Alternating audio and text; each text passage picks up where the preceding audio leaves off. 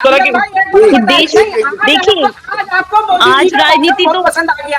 आज नहीं नहीं, नरेंद्र मोदी जी देश के प्रधानमंत्री राजनीति जी की का तो जो कहीं से भाषण है बात नहीं वो पसंद होनी आ गया। चाहिए, क्योंकि ये देश की उपलब्धि देखिए ये देश की उपलब्धि है। रफी भाई, और ये आपने ये सुना नहीं, मैंने क्या कहा कि मोदी जी का भाषण मुझे पसंद आया। क्या आपको पसंद नहीं आया? क्या इस स्टूडियो में बैठे हुए दूसरे साथी को मैं ये कह रहा हूं कि आज जो उन्होंने देश संबोधित किया है, इन 10 वर्षों में पहला उनका ऐसा भाषण है जो कोई भी जनता या कोई पॉलिटिकल पार्टी उनकी कटाक्ष नहीं करेगा, सब उनके साथ होगा, क्योंकि ये देश की गौरव की बात है। जब देश की बात आती है तब देश एक होता है, एक साथ होता है, अकेले भाजपा या प्रधानमंत्री से नहीं होता है। और ये प्रधानमंत्री भाजपा के नहीं है, ये देश के प्रधानमंत्री की बातें है। और जो इसरो ने काम किया है वो सिर्फ भाजपा के इशारे पे या सिर्फ मोदी जी के कहने पे कर दिया, या मोदी सरकार के आने के बाद ये मिशन कामयाब, ऐसा भी नहीं है। क्योंकि मैंने ये कहा कि ये लगातार प्रयास है, अथक परिश्रम है, और कहीं ना कहीं हमें इसरो के वैज्ञानिक के साथ हमें नेहरू जी की दूरदृष्टि को नमन और श्रद्धांजलि देना चाहिए। ऋषिपाल जी कुछ कहना चाहते जी, आज नेहरू जी को जरूर याद करना चाहिए। प्रधानमंत्री जी ने क्या नाप तोल के बैलेंसिंग करके इस बार का जो भाषण दिया है वो इतना अच्छा दिया है कि तमाम विपक्षियों को भी पसंद आने लगा है।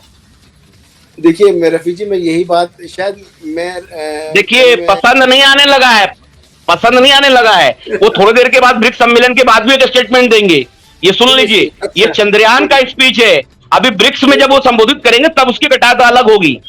देखिए ठीक है ऋषिपाल जी, मेरे ख्याल से अमजद भाई भावनाओं में कहीं गलत दिशा में चले गए। आपका सवाल कुछ और था, आपने सवाल किया, आपने कहा कि प्रधानमंत्री ने कहा कि चंदा मामा दूर के, अब वो टूर के। प्रधानमंत्री का अपना व्यक्तित्व है, ठीक है, वो किस तरह से अपने आप को जनता से जोड़ते हैं। अब विश्व में अगर ये बात जाएगी तो विश्व के किसी भी अगर लोगों को समझे, इसका इंटरप्रिटेशन करे, तो शायद उनको समझ में नहीं आएगा प्रधानमंत्री क्या कह रहे हैं। लेकिन वो क्या हमारे देश की जनता के ले रहे हैं कि ये जो पहले सोच थी चंदा मामा दूर के, या उनको मामा कहते थे, धरती को माँ कहते हैं, तो ये एक तरीका है। निश्चित तौर पे देखिए, हम किसी पार्टी से बिलोंग करते हैं, लेकिन हमें हर राजनीतिक जो नेता होता है उसका एक तरीका होता है अपने आप को जनता से जोड़ने का। और इस मामले में मैं समझता हूँ कि प्रधानमंत्री मोदी को बहुत बड़ी महारत हासिल है कि अपने आप को वो किस तरीके से वो जनता से जोड़ लेते हैं। ये अपने आप में बहुत बड़ी इम्पोर्टेंट बात है। और मेरा सवाल है सब लोगों से, कि अगर चांद की जमीन पर अगर रजिस्ट्री होने के लिए, अगर घर जमीन देने के लिए अगर कहा जाए, तो आप में से कौन है जो चांद में जमीन खरीदेगा? सर मैं सबसे पहले बताना।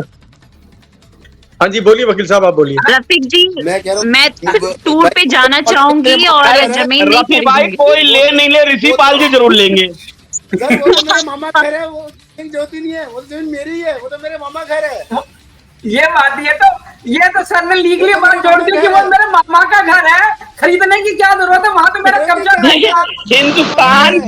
हिंदुस्तान के हर बच्चे का मामा का घर है, ये तो सही बात है।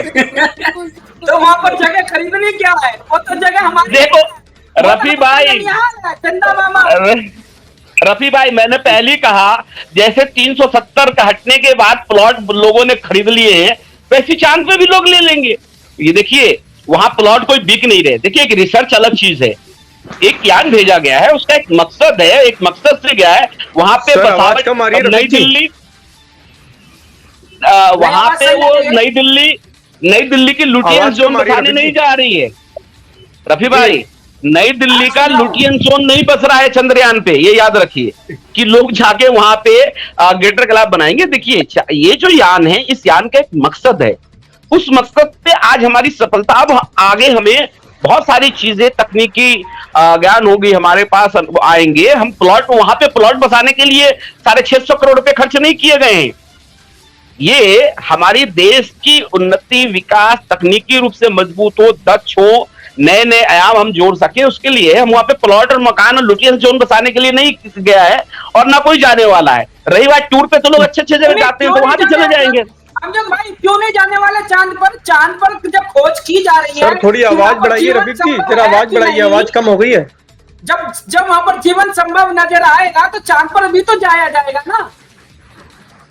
देखिए रफीक जी, मैं इस पर बहुत जगह कहना है। चाहूंगी नासा ने जी नासा ने अभी कुछ साल बाद ही वहां पे एक अपने जो उनका स्पेस सेंटर है, उन्होंने एक कर दिया कि किस तरीके से वहां पर घर बनेंगे और आप कितने मेंबर्स वहां रह सकते हैं। ऐसा कुछ नहीं है कि कुछ समय बाद लोग जरूर जाएंगे वहां पर, अपना समय भी व्यतीत करके आएंगे।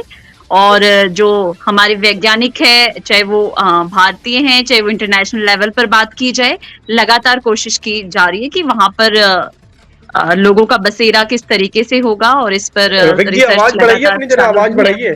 चलिए, आज का दिन तो यही तक है, आज के दिन तो चंदा मामा तक पहुंचने का ही है, आने वाले भविष्य में जी। और सबसे मेन बात है, और ये एक स्पेस सेंटर के तौर पर भी यूज होगा ताकि यहाँ से हम लोग मंगल ग्रह और दूसरे हम ग्रह पर भी जा सके।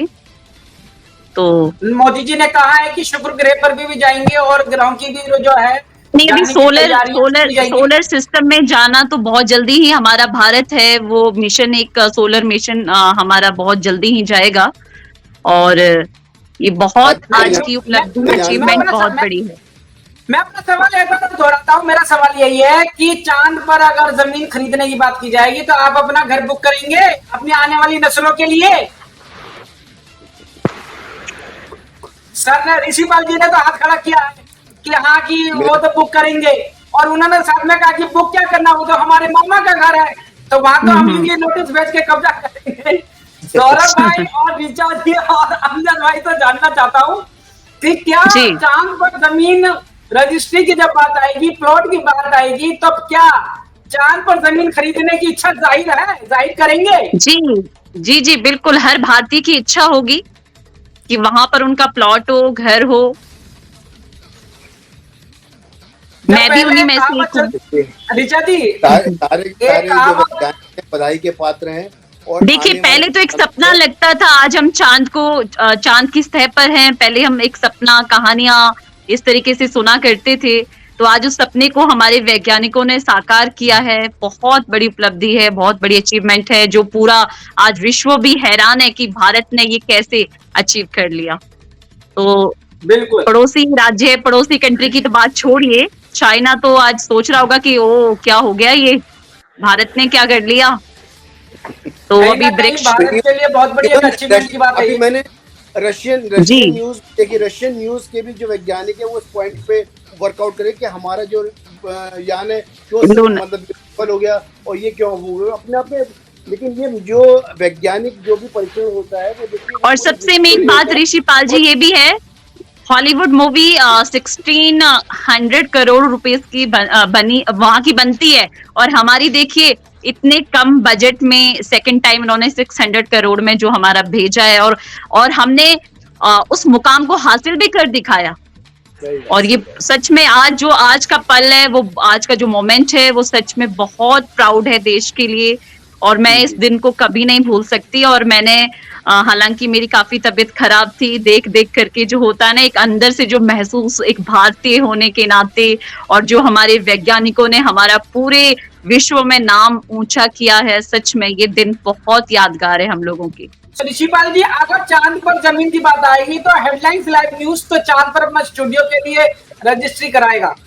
वहां चांद पर जमीन की बात जब आएगी तो उसमें उस लिस्ट में हमारा भी नाम शुमार होगा।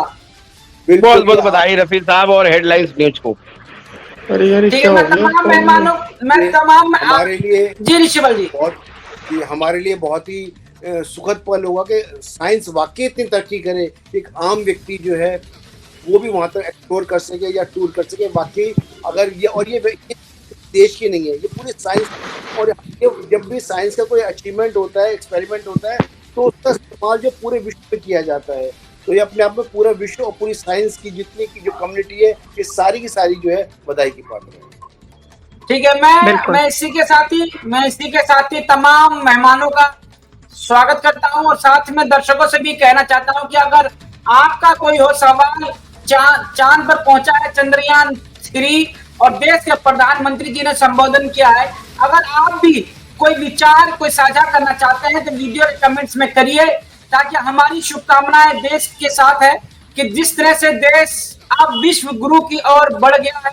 चंद्रयान 3 ने सफलतापूर्वक इस बात पे मोहर लगा दी है इस बात पर मोहर लगा दी है कि चंद्रयान-3 ने कि अब भारत देश विश्व गुरु बन गया है, उस लिस्ट में सबसे टॉप पर है, और जिसको लेकर जो भारत की तरक्की के विकास के जो रास्ते खुलेंगे वो अलग ही होंगे।